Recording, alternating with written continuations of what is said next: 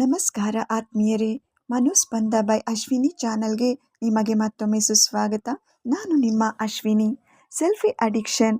Social ಮೀಡಿಯಾದಲ್ಲಿ likes ಮತ್ತು ಮಾನ್ಯತೆ ಪಡೆಯಲು ಪದೇ ಪದೇ ತಮ್ಮ ಫೋಟೋಗಳನ್ನು ತೆಗೆದುಕೊಂಡು ಹಂಚಿಕೊಳ್ಳುವ ಕಾಯಿಲೆ.